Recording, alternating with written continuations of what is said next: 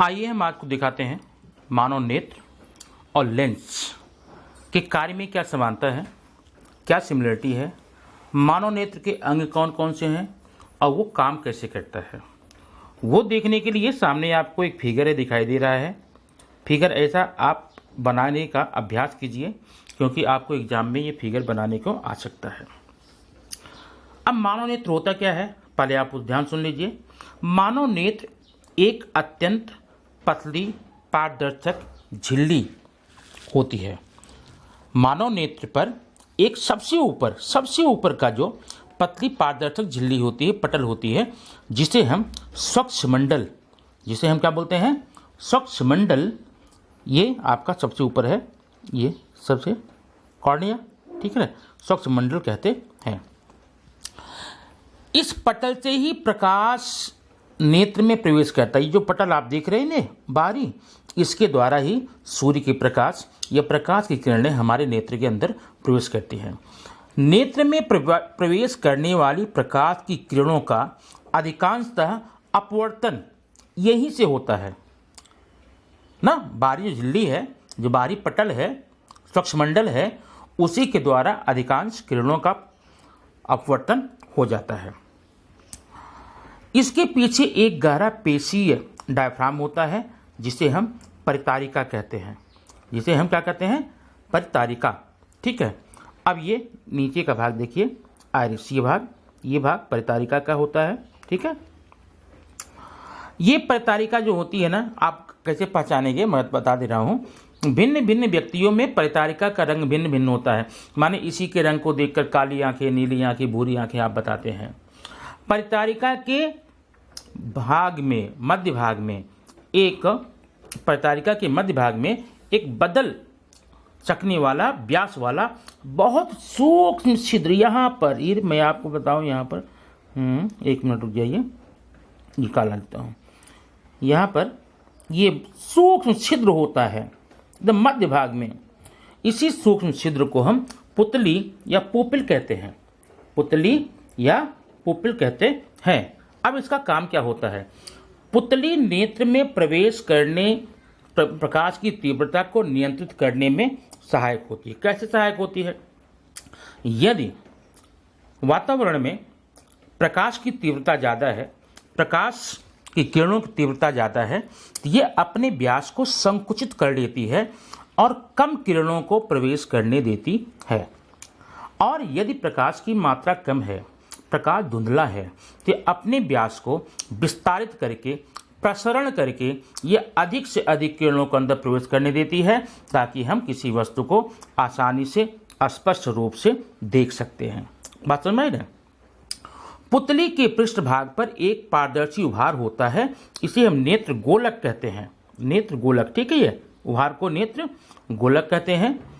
नेत्र के पुतली के बिल्कुल पीछे पारदर्शी द्विउत्तलीय, मेरा मतलब उत्तल लेंस, द्विउत्तलीय लेंस होता है। ये देखिए यहाँ पर, ये लेंस है और यह लेंस केलासी होता है। और इसका काम क्या होता है, यह संकुचित अथवा प्रसरित होकर के नाभ्यांतर को समंजित करने का, समायोजित करने का काम करता है। माने नाभ्यांतर को सही जगह पर लाने का काम ये जो आपका लेंस है ये काम करता है, जिसके कारण नेत्र पटल पर, ये नेत्र पटल पीछे है, ये रेटिना, ठीक है, ये रेटिना है, ये इसी पर आपका प्रतिबिंब बनता है और दृष्टि स्नायु के द्वारा ये प्रतिबिंब का संदेश जाता है कहाँ, मस्तिष्क पर। और ये जो दृष्टि पटल पर प्रतिबिंब बनता है वह वास्तविक और उल्टा बनता है, वास्तविक और उल्टा। लेकिन ध्यान रखिए, समान ऊंचाई का, समान आकार का, जिस आकार की वस्तु रहेगी उसी आकार का प्रतिबिंब नेत्र पटल अर्थात रेटिना पर बनेगा। उसकी ऊंचाई समान रहेगी लेकिन उल्टा और वास्तविक रहेगा। अब इस संदेश को दृष्टि कोशिकाएं जो होती हैं वह लेकर जाती कहाँ, मस्तिष्क के पास। मस्तिष्क उसको सीधा करके देखता है, ठीक है। नाभ्यांतर को आवश्यकता अनुसार परिवर्तित करने की लेंस की क्षमता को, अब ये लेंस है ना, ये नाभ्यांतर को आवश्यकता अनुसार समायोजित कर लेती है। आवश्यकता अनुसार क्या, अब आपने लेंस में प्रतिबिंब का तो देखा था, क्या देखा था, जब कोई वस्तु 2f1 टू ए फोन माने टू ए फोन का मतलब केंद्र पर रहती है, तभी जाकर के टू ए फोन वक्रता केंद्र, तभी जाकर के प्रतिबिंब समान ऊंचाई का बनता है। इसका मतलब इसके नाभ्यांतर को घटा बढ़ा करके जिस वस्तु को आप देखना चाहते हैं उसे यह 2f1 पर लाने का प्रयास करता है, तब जाकर उसका सीधा वास्तविक प्रतिबिंब हमारे दृष्टिपटल पर बनता है। ठीक है, अब इसके बाद आप यहाँ पर कुछ और जानकारियाँ देख लीजिए। एक जो मनुष्य होता है वह 25 सेमी की दूरी, कितना 25 सेंटीमीटर की दूरी को आसानी से देख सकता है, यह पर देख सकता है। इसको कहते हैं अस्पष्टतम न्यूनतम दूरी। इससे अधिक की दूरी को देखने में भी दिक्कत हो सकती है और नज़दीक की भी देखने की दिक्कत हो सकती है। साथ साथ नेत्र की पेशियाँ, ये आपके देखिए यहाँ पर वर्टुलाकार सिलरी मसल्स या पक्षमाभ पेशियाँ हैं इस तरफ दोनों तरफ। यह नेत्र लेंस के आकार को चपटा या गोला करती हैं। चपटा और गोला करके ही हमें नाभ्यांतर को समायोजित करने में सफलता मिलती है। और साथ साथ में अगर किसी व्यक्ति का नेत्र लेंस का जो गोलक का व्यास होता है, याद रखना नेत्र गोलक जो होता है उसका व्यास 2.4 सेंटीमीटर होता है। मानव नेत्र में लेंस का महत्वपूर्ण काम होता है नेत्र के नाभ्यांतर को परिवर्तित कर भिन्न भिन्न दूरी पर वस्तुओं को नेत्र समायोजित कर सकता है। इसे कहते हैं समायोजन क्षमता। सामान्य नेत्र के लिए नेत्र गोलक की पेशियां शिथिल होने पर नेत्र का नाभ्यांतर लगभग 2 सेंटीमीटर हो जाता है। नेत्र लेंस का दूसरा नाभिकीय बिंदु नेत्र के अंदर वाले पर्दे पर पाया जाता है। जैसे अभी देखे होंगे उत्तर लेंस में 2 नाभिकीय बिंदु थे ना, तो इसमें भी होंगे 2, एक बाहर है और एक अंदर वाले पर्दे पर पाया जाता है। अब नेत्र से संबंधित और जानकारियां लेने के लिए आइए हम चलते हैं आगे, आपको लेकर चलते हैं नेत्र के कार्य क्या होते हैं, कैसे कैसे काम करता है, वो हम आगे के फिगर में देखने वाले हैं। ठीक है, यहाँ पर देखिए हम यहाँ पर पढ़ेंगे दृष्टि दोष, डिफेक्ट इन द आईज। दृष्टि दोष उसकी गुणवत्ता के आधार पर 3 प्रकार में बांटा गया है। पहला होता है निकट दृष्टि दोष। क्या है? निकट दृष्टि दोष। अब निकट दृष्टि दोष देखने के लिए निकट दृष्टि दोष, मायोपिया नहीं, स्टार्टेडनेस, ठीक है, निकट दृष्टि दोष। अब ये क्या होता है, परिभाषा इसकी सुन लीजिए। निकट दृष्टि दोष किसे कहते हैं? जब हमें दूर की वस्तुएं तो स्पष्ट दिखाई देती हैं, दूर की वस्तुएं स्पष्ट दिखाई देती हैं, लेकिन निकट की वस्तुएं हमें स्पष्ट नहीं, तो उल्टा हो गया। निकट दृष्टि दोष में क्या होता है, जब दूर की वस्तुएं न दिखाई दें, आप परिभाषा उल्टी आप बोलना है यहाँ पर, जब दूर की वस्तुएं साफ साफ न दिखाई दें लेकिन नज़दीक की स्पष्ट दिखाई दें, इसको हम कहते हैं निकट दृष्टि दोष। अब निकट दृष्टि दोष की वस्तु का प्रतिबिंब नेत्र पटल पर नहीं बनता। आप बीच वाली फिगर को देखिए। अब देखिए सबसे ऊपर का जो आप फिगर है ये एक स्वस्थ नेत्र का है, वस्तु का प्रतिबिंब कहाँ बन रहा है? नेत्र पटल पर। लेकिन बीच में देखिए यहाँ निकट दृष्टि दोष इसलिए हो रहा है क्योंकि वस्तु का जो प्रतिबिंब है वह नेत्र पटल के पहले यहाँ देखो यहाँ बन रहा है ना, नेत्र पटल पर नहीं बन रहा है, इसलिए ये वस्तु हमें दिखाई नहीं देती है। इसका कारण क्या होता है, तो ध्यान सुनिएगा। पहला कारण होता है नेत्र लेंस और परितारिका, इनकी वक्रता बढ़ने से नेत्र लेंस अधिक अभिसारी क्षमता वाला हो जाता है। मतलब ये जैसे अभी लेंस है ये ना, ये लेंस है, अब इसकी वक्रता अगर ज़्यादा बढ़ जाएगी, इस प्रकार बढ़ जाएगी, इसका नाभ्यांतर कम हो जाएगा और नाभ्यांतर कम होने से प्रतिबिंब जो होता है वह दृष्टि पटल के पहले बन जाता है। माने इसकी अभिसरण क्षमता बढ़ जाती है, किरणों को पहले ही अभिसरित कर देता है, इसलिए प्रतिबिंब कहाँ बनता है? दृष्टि पटल पर न बन करके दृष्टि पटल के पहले ही बन जाता है। दूसरा कारण क्या होता है? नेत्र गोलक ज़्यादा लंबा हो जाता है, इस नेत्र के लेंस और नेत्र पटल के बीच की दूरी बढ़ जाती है। नेत्र का लेंस और नेत्र पटल ये बढ़ जाती दूरी, और दूरी बढ़ जाने के कारण भी जो प्रतिबिंब है वो नेत्र पटल पर न बन करके नेत्र पटल के पहले ही बन जाता है।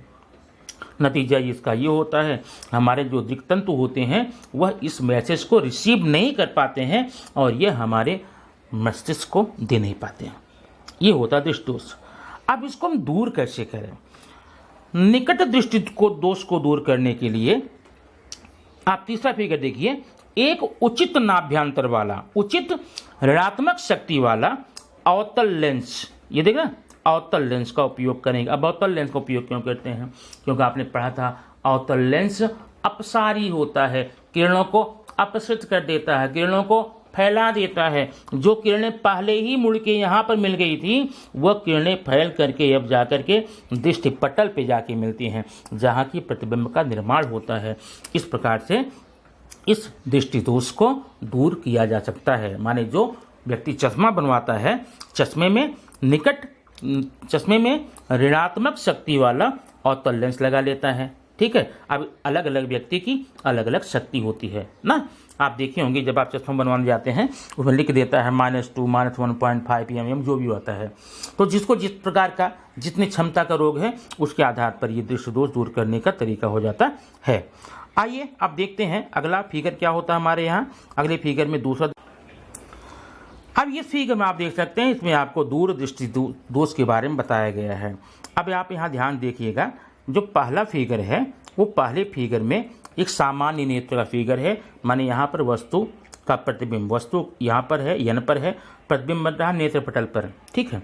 लेकिन सेकंड फिगर में देखिए, ये प्रतिबिंब बन रहा है नेत्र पटल के पीछे, यहाँ बन रहा है। अब यहाँ बनने का मतलब यहाँ का मैसेज तो दृष्टि तंत्रिकाएँ हमारी ले नहीं सकती हैं, इसलिए हम क्या करेंगे, उपचार करेंगे। ये दृष्टि दोष होता है। अब परिभाषा क्या होती है दूर दृष्टि दोष की?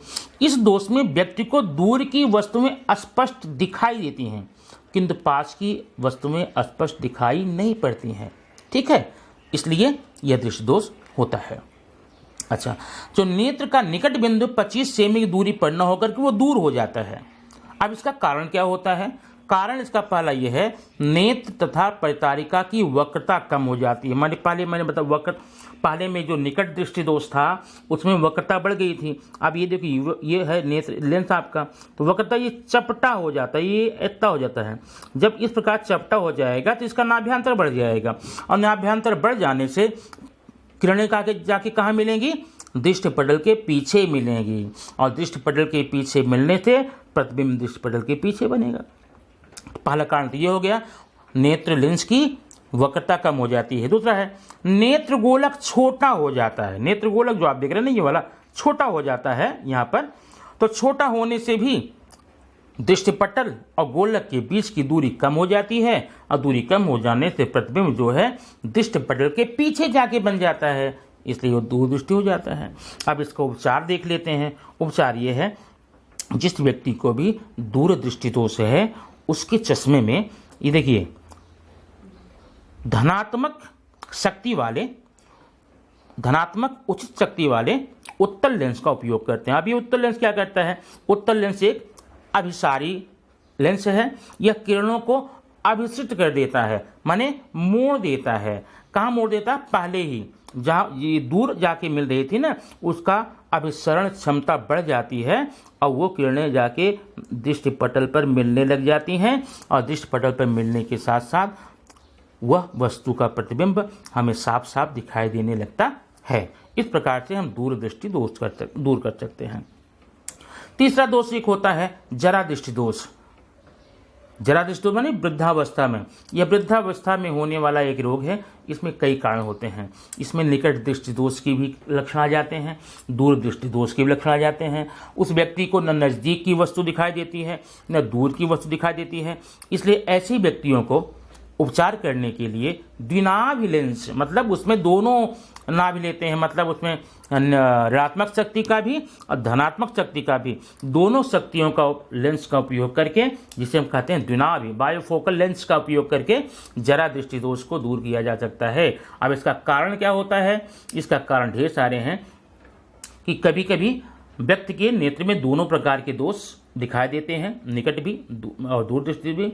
ऐसे व्यक्ति को सुस्पष्ट देखने के लिए द्विनाभि लेंस की आवश्यकता पड़ती है।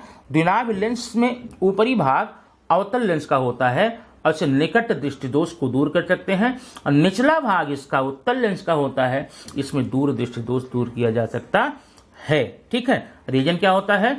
रीजन होता है जरा दृष्टि दोष का नेत्र के समीप वाले लेंस की रोमक पेशियां लेंस के नाभ्यांतर को उचित बनाने की क्षमता खो देती हैं। अभी देखिए यहाँ पर आपका पेशियां थी ना, पेशियां ही संकुचित या प्रसरित होकर के नेत्र लेंस के नाभ्यांतर को समायोजित करती थी। चूंकि पेशियां अपनी शक्ति खो देती हैं, लेंस की क्षमता जो है, लेंस का जो अभिसरण या अपसरण की क्षमता होती है वो समाप्त हो जाती है। इसलिए व्यक्ति को दूर या नज़दीक दोनों वस्तुएं दिखाई नहीं देती हैं। और आपका निराकरण आपने बता दिया, क्या निराकरण है? इसमें दुनाभ लेंस का उपयोग करके इस दृष्टि दोष को दूर किया जा सकता है। ठीक है, इस प्रकार से आपने देख लिया मानव नेत्र एक प्रकार लेंस की ही तरह होता है। मानव नेत्र की रचना क्या है, उसके भाग क्या है, और साथ साथ में मानव नेत्र में कौन कौन दोष हैं।